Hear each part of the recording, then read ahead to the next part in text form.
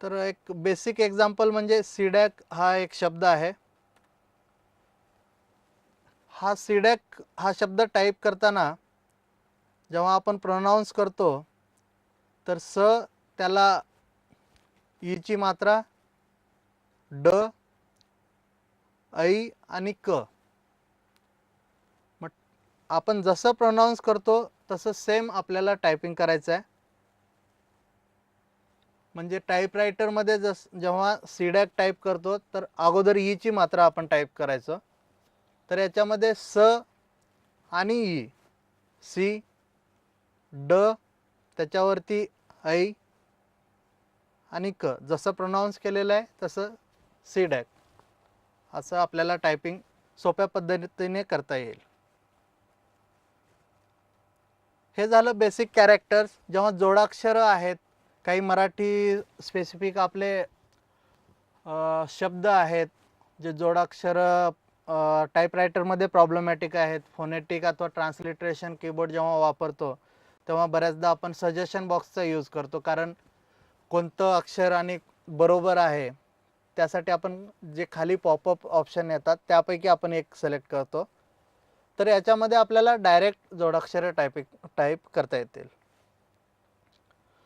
ह्यासाठी महत्त्वाचा भाग हा आहे की जर जोडाक्षर टाईप करायचा असेल तर आपल्याला हलंत ही एक की देण्यात आलेली आहे, ती आपल्याला वापरावी लागेल.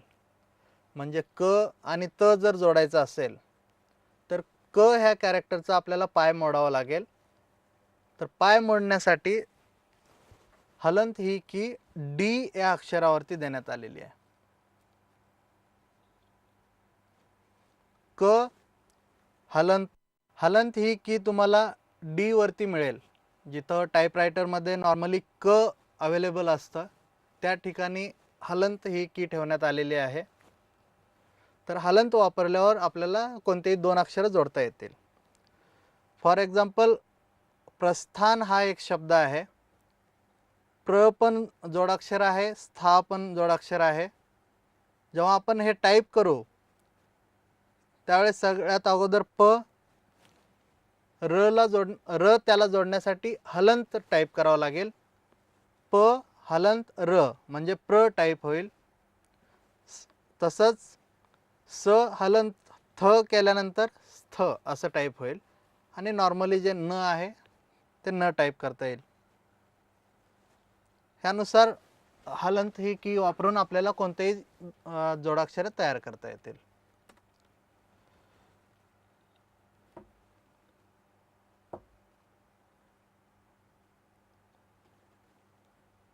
जर आपल्याला प्र टाईप करायचं असेल तर इथं बघू शकता प हलंत आणि र.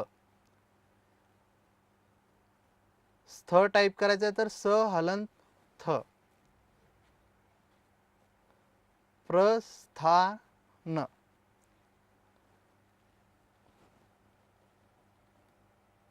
हलंत ह्या कीचा आपल्याला प्रत्येक जोडाक्षरामध्ये वापर करावा लागणार आहे. इनस्क्रिप्ट कीबोर्डमध्ये हलंत ही की फार महत्त्वाची आहे, कारण याच्यामध्ये कोणतेही कॅरेक्टर अर्ध नाही आहे. सगळे कॅरेक्टर्स पूर्ण फॉर्ममध्ये अवेलेबल आहेत. टाईपरायटरसारखं अर्ध कॅरेक्टर अवेलेबल नाही. त्यामुळे कोणतंही कॅरेक्टर अर्धा करण्यासाठी आपल्याला हलंत ही की वापरावी लागणार आहे. आता जे मराठी स्पेसिफिक आपले रफार आणि रकार वापरावे लागतात. वाऱ्याचा र टाईप करण्यासाठी स्पेशल आपल्याकडे आयलॅश रेफ जो आपल्याला वापरावा लागतो,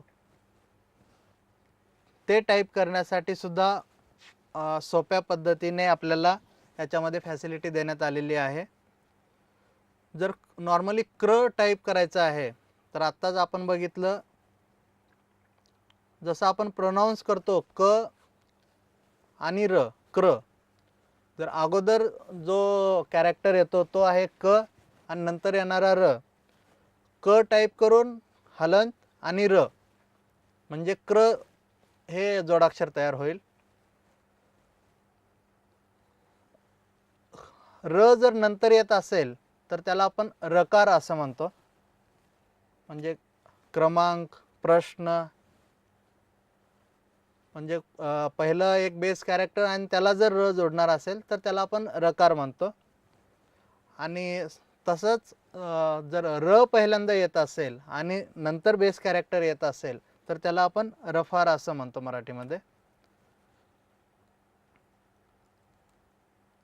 तर रेफ आणि रफार ह्याचे एक्झाम्पल म्हणजे अर्क अथवा गर्व पर्व जे आपले शब्द आहेत त्याच्यामध्ये र अगोदर येतो आणि बेस कॅरेक्टर नंतर येतं. म्हणून अगोदर र टाईप करायचं, हलंत आणि ते बेस कॅरेक्टर जे असेल ते. जर क टाईप केलं तर अर्कवाला रफार असलेला क आपल्याला टाईप करता येईल.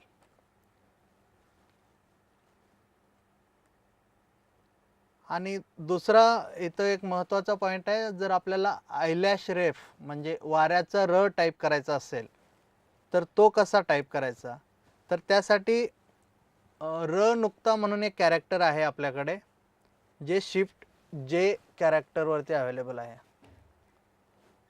र नुक्ता हलंत केल्यानंतर आयलॅश रेफचा जे नॉर्मली आपण डॅश आणि यस जोडतो, डॅश आणि ह जोडतो, तर डॅश आणि य जोडण्यापेक्षा शिफ्ट जे आणि हलंत जर केला तर आपल्याला आयलॅश रेफ भेटेल, जेणेकरून आपल्याला वाऱ्याचा र हा प्रॉपर मराठी युनिकोडमध्ये टाईप करता येईल.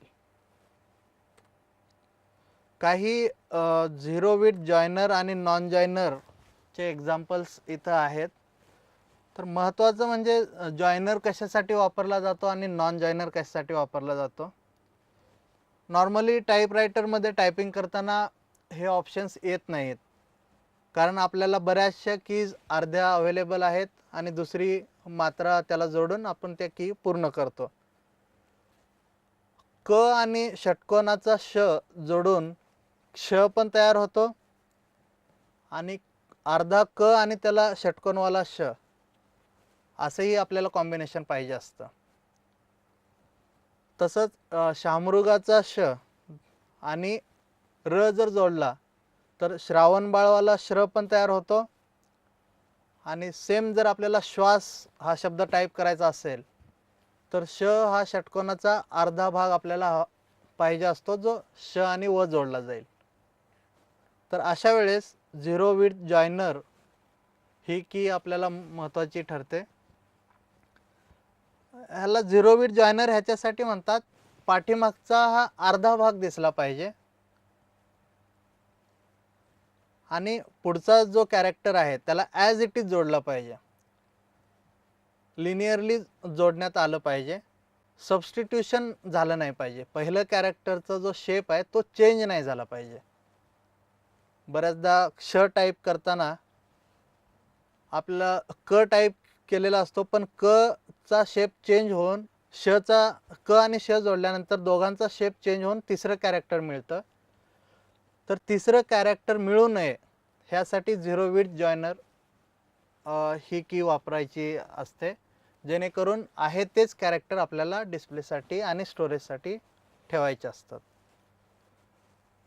आणि सेम जेव्हा एक्सप्लिसिट हलंत म्हणजे पाय मोडलेला आपल्याला दाखवायचा असतो, बरेचसे जे आपले मराठी पुस्तकं आहेत त्याच्यामध्ये ड ला ड जोडलेला असतो, ट ला ठ, हे जे कॅरेक्टर्स आहेत तिथं आपल्याला दाखवायचा असतो एक्सप्लिसिट हलंत. मग हा पाय मोडलेला दाखवण्यासाठी आपल्याला झिरो विथ नॉन जॉयनर ही की अवेलेबल आहे. ही की आपल्याला वापरावी लागते जो एक्सप्लिसिटली दिसेल, म्हणजे पाठीमागच्या कॅरेक्टरचा पाय मोडलेला आहे, त्यासाठी झिरो विथ नॉन जॉयनर वापरता येतो.